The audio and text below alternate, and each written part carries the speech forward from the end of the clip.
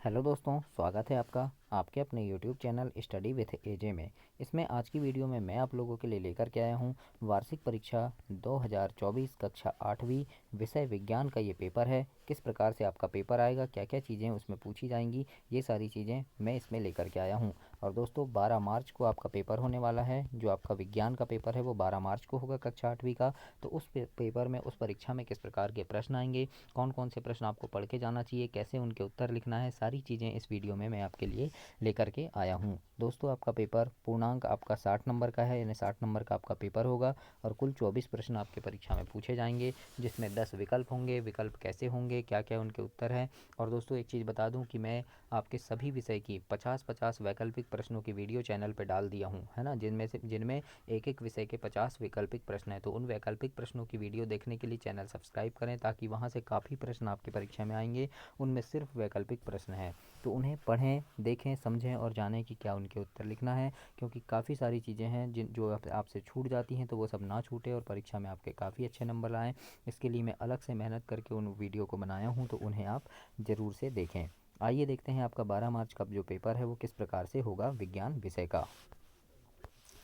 तो दोस्तों इसमें सबसे पहले वैकल्पिक प्रश्न पूछे जाएंगे आपको, जो आपके प्रश्न नंबर 1 से 10 तक होंगे, यानी 10 क्वेश्चन जो होंगे आपके, 10 प्रश्न जो होंगे वो वैकल्पिक प्रश्न होंगे, विकल्प से होंगे, जो आपके एक एक नंबर के होंगे। तो आइए देखते हैं सबसे पहला प्रश्न जो आपसे पूछा है कि यीस्ट का उपयोग निम्न के उत्पादन में होता है। किसके उत्पादन में होता है? तो यीस्ट का उपयोग है दोस्तों जो एल्कोहल बनाने में होता है ना। तो ब नंबर आपका सही उत्तर होगा, एल्कोहल बनाने में यीस्ट का उपयोग किया जाता है। इसके बाद हम देखते हैं प्रश्न नंबर 2, जिसमें पूछा है रेयान एक संश्लेषित रेशा नहीं है, क्योंकि क्यों नहीं है? तो क्यों नहीं है? तो इसे काष्ठ लुगदी से प्राप्त किया जाता है ना। काष्ठ लुगदी से जिसे प्राप्त करते हैं उसे क्या बोलते हैं हम? संश्लेषित रेशा वो नहीं होता है ना। काष्ठ लुगदी, काष्ठ यानी लकड़ी, लकड़ी की ऐसी लुगदी बना लेते हैं, गेंद जैसे बना लेते हैं और उससे वो रेशा मिलता है, इसलिए ये क्या है? संश्लेषित रेशा नहीं है दोस्तों। तो इस प्रकार से ब नंबर आपका इसमें सही उत्तर होगा। काफ़ी ज़्यादा इंपॉर्टेंट प्रश्न है दोस्तों इस पूरी वीडियो में, तो आप पूरे 24 प्रश्नों तक बने रहिए आगे। और आपके दीर्घ उत्तरी, लघु उत्तरी सारे प्रश्न हैं, उनके आंसर हैं, कैसे उनके उत्तर लिखना है, सारी चीज़ें वीडियो में मैंने आपको बताया है। प्रश्न 3 देखते हैं। लिखा है निम्नलिखित में से किसको पीट कर पतली चादर में परिवर्तित किया जा सकता है? तो दोस्तों जिंक एक ऐसा धातु है जिसको पीट पीट के एक चादर बना सकते हैं, पतली चादर बना सकते हैं, है ना। फास्फोरस नहीं है ऐसा कुछ, सल्फर भी नहीं है, ऑक्सीजन तो गैस है ना। इसलिए क्या होगा? जिंक हमारा सही उत्तर है इसमें। इसके बाद प्रश्न नंबर 4 है फास्फोरस है। फास्फोरस क्या है? धातु नहीं है, ये अधातु है ना। तो याद रखना फास्फोरस क्या है दोस्तों? अधातु में आएगा ब नंबर। तो धातु अधातु से प्रश्न बनेंगे, काफ़ी ज़्यादा इंपॉर्टेंट प्रश्न है। और आपके 50-50 प्रश्नों की, वैकल्पिक प्रश्नों की वीडियो चैनल पे मैंने अलग से डाला है, जिसमें सिर्फ विकल्प वाले प्रश्न हैं। 50-50 प्रश्न है विकल्प वाले। तो उन वीडियो को चैनल पे जा करके देखें, चैनल सब्सक्राइब करके उन वीडियोस को देखें और समझें कि कैसे मैंने उनके प्रश्न बनाया है, कैसे उत्तर हैं, है ना। काफ़ी प्रश्न वहाँ से आएंगे आपके वैकल्प में, तो देखना ज़रूर, उनको भूलना नहीं। प्रश्न 5वां है कि मनुष्य की किस अवस्था की अवधि 11 वर्ष से 19 वर्ष होती है ना। तो 11 वर्ष से 19 वर्ष तक कौन सी अवस्था होगी दोस्तों? किशोर अवस्था होगी। तो स नंबर आपका इसमें सही उत्तर होगा, किशोर अवस्था। इसके बाद प्रश्न 6 देखते हैं। इसमें पूछा है खालिस्तान का मात्रक पास्कल होता है। तो पास्कल किसका मात्रक है? दाब का, है ना। याद रखना पास्कल किसका मात्रक है? दाब का मात्रक है ना। तो दाब को हम पास्कल से ज्ञात करते हैं, बताते हैं। 7वां प्रश्न है दोस्तों, कंपन करने वाली वस्तु द्वारा कितने सेकंड में किए गए कंपन की संख्या को उसकी आवृत्ति कहते हैं? तो 1 सेकंड में, है ना। 1 सेकंड में जो कंपन होता है उसको उसकी आवृत्ति हम कहते हैं, याद रखिएगा। तो प्रश्न 7 में आपको इस प्रकार से उत्तर देना है। 8वां नंबर का प्रश्न पूछा है ध्वनि संचरित हो सकती है, कहाँ हो सकती है? तो ठोस, द्रव और गैस में होगी ये, है ना। ठोस, द्रव, गैस में होगी, केवल ठोस में नहीं होगी, केवल ठोस गैस में भी नहीं होगी, केवल द्रव में भी नहीं होगी, वायु में भी नहीं होगी। किस में होगी? ठोस, द्रव और गैस में, तीनों में ध्वनि संचरित होगी। तो इस प्रकार से 8वें का उत्तर लिखेंगे। प्रश्न नंबर 9 है पृथ्वी का अचानक कांपना एवं थरथराना क्या कहलाता है? तो उसे हम भूकंप कहते हैं। तो आ नंबर इसमें सही उत्तर होगा, भूकंप। 10वां नंबर का प्रश्न है प्रकाश की किसी सतह से टकराकर उसी माध्यम में वापस लौट जाना क्या कहलाता है? प्रकाश का परावर्तन कहलाता है। और प्रकाश के परावर्तन की परिभाषा क्या होगी? कि प्रकाश का किसी सतह से टकराकर उसी माध्यम में लौटना प्रकाश का परावर्तन कहलाता है। तो याद रखना, अगर परावर्तन से प्रश्न आता है तो इस प्रकार से आपको लिखना है। अब देखेंगे हम लघुत्तरीय प्रश्न दोस्तों, जो आपके प्रश्न नंबर 11 से 20 तक होंगे। लघुत्तरीय जो आपके 3-3 नंबर के होंगे और इसमें काफ़ी ज़्यादा महत्वपूर्ण प्रश्न है, तो इन सारी चीज़ों को देखें, समझें और जानें कि किस प्रश्न का उत्तर कैसे लिखना है। पूरा उत्तर सहित मैंने आपको इसमें बताया है दोस्तों। तो आइए देखते हैं प्रश्न नंबर 11, जो आपसे पूछा है कि फसल को कितने वर्गों में बांटा गया है, प्रत्येक के 2-2 उदाहरण लिखिए। तो इसके उत्तर में आप लिखेंगे, और वेरी IMP प्रश्न है ये। अगर ये प्रश्न नहीं बन रहा है तो नोट कर लेना दोस्तों, और परीक्षा में पढ़कर जरूर जाना, बार बार पढ़ना। यहाँ पर मैं जितने प्रश्न बता रहा हूँ सारे इंपॉर्टेंट हैं, है ना। जरूर देखें वीडियो को, और अगर एक बार नहीं बन रहा है कोई प्रश्न तो उसे एक बार नोट कर लें और समझें कि कैसे उसे बनाना है, कैसे लिखना है। तो उत्तर में लिखेंगे कि मोटे तौर पर फसलों को 2 वर्गों में बांटा जाता है ना। कौन कौन सा तो कौन सी फसल हो गई, खरीफ की फसल और रबी की फसल, है ना। और प्रत्येक के उदाहरण लिखें बोला है, तो हम अब लिख देंगे खरीफ की फसल में लिख देना कि वह फसल जिन्हें वर्षा ऋतु में बोया जाता है खरीफ की फसल कहलाती है ना। भारत में वर्षा ऋतु सामान्यतः जून से सितंबर तक होती है ना। इतना नहीं लिखना आप, यहाँ पर थोड़ा सा लिख देना कि खरीफ फसल तो वह फसल जिन्हें वर्षा ऋतु में बोया जाता है खरीफ फसल कहलाती है। और उदाहरण में जैसे धान, मक्का, सोयाबीन, मूंगफली, कपास आदि, है ना, ये क्या है, खरीफ की फसल हैं। इसके बाद हम देख लेंगे रबी की फसल। तो रबी की फसल में उत्तर में लिख देना कि शीत ऋतु में उगाई जाने वाली फसलें रबी की फसल कहलाती है, जैसे गेहूँ, चना, मटर, सरसों, अलसी, है ना, ये सब रबी के उदाहरण है, ये रबी की फसलें हैं। तो इस प्रकार से आपका रबी की फसल और खरीफ की फसल इंपॉर्टेंट है दोस्तों, वेरी IMP है। दोनों में से कोई एक चीज़ जरूर पूछेगा, हो सकता है खरीफ की फसल किसे कहते हैं पूछ ले, या रबी की फसल किसे कहते हैं पूछ ले। तो इनको आप लिख लीजिएगा अगर याद नहीं है तो, और इन्हें ज़रूर याद करके जाना पेपर में। प्रश्न नंबर 12 देखते हैं, खरपतवार फसलों को किस प्रकार नुकसान पहुंचाते हैं, वेरी IMP प्रश्न है। और उत्तर में लिखना कि खरपतवार जल, पोषक, जगह और प्रकाश की स्पर्धा कर फसल की वृद्धि पर प्रभाव डालते हैं।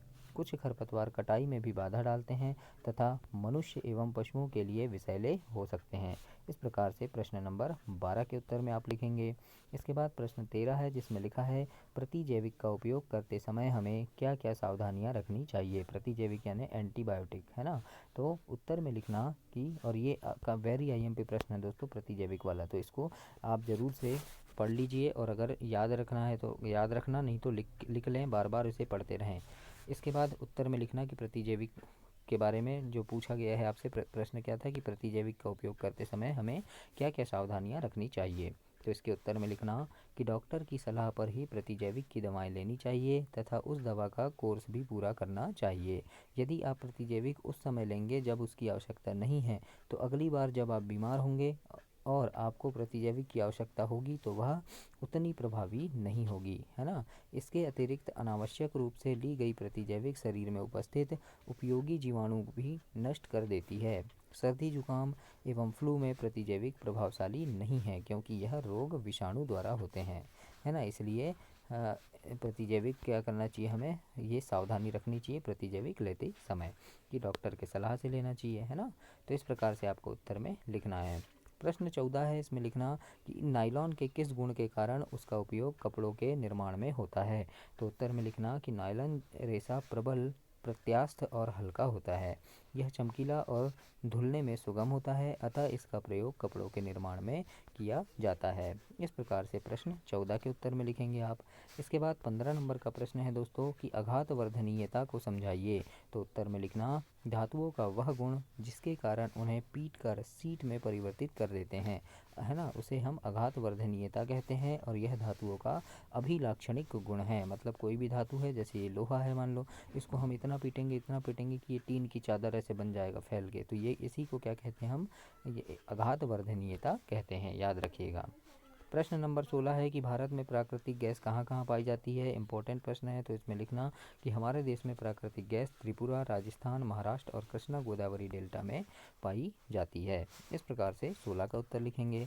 17 नंबर का प्रश्न है, ऊष्मीय मान किसे कहते हैं, वेरी IMP प्रश्न है।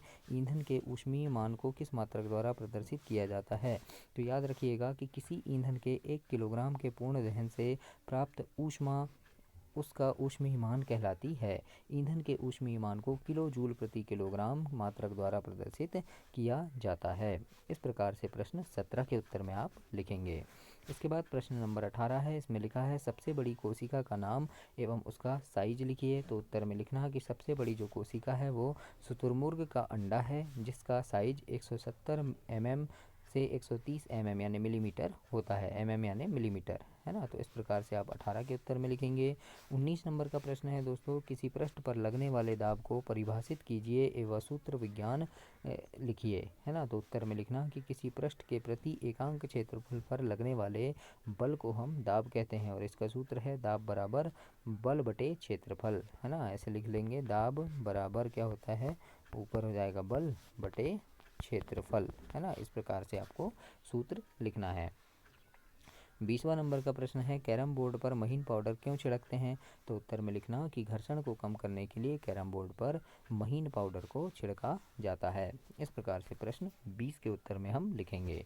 अब इसके बाद दीर्घोत्तरी प्रश्न आ गया आपका, जो आपके प्रश्न नंबर 21 से 25 तक आपको पूछे जाएंगे, है ना। और ये 5-5 नंबर के ये प्रश्न होंगे दोस्तों, काफ़ी इंपॉर्टेंट प्रश्न है इसमें, तो इनको पढ़ें और इनके उत्तर थोड़े बड़े उत्तर लिखना है, और जो प्रश्न के उत्तर नहीं बन रहे हैं उन्हें नोट कर लें ताकि उन्हें आप बाद में पढ़ सकें। तो प्रश्न नंबर 21 में लिखना है कि प्रश्न नंबर 21 में पूछा है उर्वरक और खाद में क्या अंतर है, लिखिए। तो ये आपका वेरी IMP प्रश्न है। उत्तर में लिखना कि उर्वरक और खाद में प्रमुख अंतर है, जैसे कि पहला लिख देंगे, उर्वरक एक मानव निर्मित लवण है, जबकि खाद एक प्राकृतिक पदार्थ है जो गोबर एवं पौधों के अवशेष के विघटन से प्राप्त होता है। दूसरा है, उर्वरक का उत्पादन फैक्ट्रियों में होता है, जबकि खाद खेतों में बोई जा सकती हैं। उर्वरक से मिट्टी को ह्यूमस प्राप्त नहीं होती, जबकि खाद से मिट्टी को ह्यूमस प्रचुर मात्रा में प्राप्त होती है।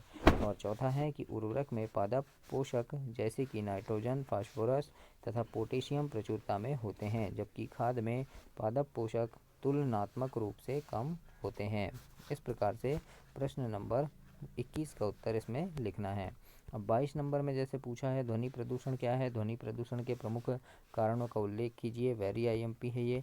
तो इसमें लिखना है आपको कि वातावरण में अत्यधिक या अवांछित ध्वनियों को ध्वनि प्रदूषण कहते हैं। ध्वनि प्रदूषण के प्रमुख कारण हैं कि वाहनों की ध्वनियाँ, विस्फोट जिसमें पटाखों का फटना भी सम्मिलित है, मशीनें, लाउडस्पीकर आदि, ऊंची आवाज़ में चलाए गए टेलीविज़न तथा ट्रांजिस्टर रेडियो, रसोई घर के कुछ उपकरण, कूलर, वातानुकूलन, ये सभी ध्वनि प्रदूषण के लिए उत्तरदायी हैं। इस प्रकार से 22 के उत्तर में लिखेंगे। 23 नंबर में है कि संश्लेषित रेशों का औद्योगिक निर्माण वास्तव में वनों के संरक्षण में सहायक हो रहा है, स्पष्ट कीजिए। तो संश्लेषित रेशे हैं, इनके उत्तर में लिखना कि संश्लेषित रेशों को पौधे और जंतुओं से प्राप्त नहीं किया जाता, इन्हें रासायनिक पदार्थों का उपयोग करके बनाया जाता है। ये मानव निर्मित कृत्रिम रेशे हैं, इसीलिए इसके निर्माण में पेड़ पौधों को काटने की आवश्यकता नहीं होती, जबकि प्राकृतिक रेशे को प्राप्त करने के लिए पेड़ पौधों को काटना पड़ता है। अतः यह कहा जा सकता है कि संश्लेषित रेशे का औद्योगिक निर्माण वास्तव में वनों के संरक्षण में सहायक है ना। वनों के संरक्षण में कैसे सहायक है, क्योंकि संश्लेषित रेशे जब बनाते हैं हम तो उससे वनों को कोई नुकसान नहीं है, वनों को नहीं काटना पड़ता, पेड़ पौधे नहीं काटते हम, है ना, ऐसे ही बन जाते हैं। लेकिन प्राकृतिक रेशे जब बनाएंगे तो पेड़ पौधों को काटना पड़ता है। 24 नंबर का प्रश्न है, पेट्रोलियम निर्माण के प्रक्रम को समझाइए, कि पेट्रोलियम कैसे निर्माण होता है ना। तो ये भी वेरी IMP प्रश्न है दोस्तों, इसको भी लिखें। और आपके हिंदी, अंग्रेजी, गणित, संस्कृत, विज्ञान, ये सारी वीडियो देखने के लिए चैनल सब्सक्राइब करें। उनमें 2-2, 3-3 वीडियो डली है एक विषय की, और काफ़ी सारे इंपॉर्टेंट प्रश्न हैं। गणित को कैसे करना है ये भी मैंने समझाया है, कैसे हल करना है, और कोई चीज़ नहीं बन रही है तो उसे कॉपी में नोट कर लें, है ना। वीडियो को रोक के नोट कर सकते हैं देखते हुए आप, और उसे बाद में भी कर सकते हैं। देखते हैं 24 नंबर का प्रश्न, पेट्रोलियम निर्माण के प्रक्रम को समझाइए। तो पेट्रोलियम का निर्माण समुद्र में रहने वाले जीवों से हुआ है। जब ये जीव मृत हुए तो इनके शरीर समुद्र के तल में जाकर बैठ गए और फिर रेत तथा मिट्टी की तहों द्वारा ढक गए। लाखों वर्षों के बाद वायु की अनुपस्थिति, उच्च ताप और दाब के कारण मृत जीव पेट्रोलियम और प्राकृतिक गैस में परिवर्तित हो गए। इस प्रकार से 24 के उत्तर में लिखिएगा। 25 में है कि सजीवों में कोशिका मूलभूत संरचनात्मक इकाई है, समझाइए। तो उत्तर में लिखना कि जिस प्रकार भवन निर्माण के लिए ईंटों का प्रयोग होता है, उसी प्रकार सजीव जगत के जीव भिन्न भिन्न होते हुए भी कोशिकाओं के बने होते हैं। इसीलिए यह कहा जाता है कि कोशिका सजीवों की मूलभूत इकाई है। कोशिकाओं के आधार पर सजीवों को दो भागों में बांटा है, एक कोशिकीय और बहुकोशिकीय। अब इसके बारे में लिखना है तो आप ऐसे लिख सकते हैं कि बहुकोशिकीय सजीवों में विभिन्न कोशिकाएं मिलकर ऊतक तथा विभिन्न ऊतक मिलकर अंगों का निर्माण करते हैं। देखो बहुकोशिकाएं, बहु यानी बहुत, है ना। तो इस प्रकार से आप बताएंगे कि बहुकोशिकाओं में अनेक कोशिकाएं होती है, विभिन्न कोशिकाएं, है ना। और एक कोशिकीय जीवों के बारे में लिखेंगे तो एक कोशिकीय जीवों में सभी कार्य एक कोशिका द्वारा होता है, ऐसे लिख देंगे। यह कहा जा सकता है कि कोशिका सजीवों की मूलभूत संरचनात्मक इकाई है। तो इस प्रकार से आपका विज्ञान का पेपर कंप्लीट हुआ, जो आपका 12 मार्च को विज्ञान का पेपर है। किस प्रकार से आपको लिखना है, उसमें कैसे प्रश्न आएंगे, क्या क्या चीज़ें महत्वपूर्ण होगी आपके लिए, सारी चीज़ें वीडियो में डाल दिया हूँ मैंने। और आपके गणित, अंग्रेजी, सामाजिक विज्ञान, हिंदी सारी वीडियोस डल गई हैं, 2-2 3-3 वीडियो डले हैं। तो उन्हें भी चैनल सब्सक्राइब करके उन वीडियोस को देखें, समझें, पढ़ें। बोर्ड कक्षा है तो किस प्रकार का पेपर आएगा, कैसे आपको लिखना है आंसर, सारी चीज़ें देखें दोस्तों। और काफ़ी अच्छे से अपना पेपर करें, अपने कक्षा में प्रथम स्थान प्राप्त करें, ऐसी मेरी शुभकामनाएं हैं आपके लिए। चैनल को सब्सक्राइब करना, वीडियो को लाइक करना। धन्यवाद।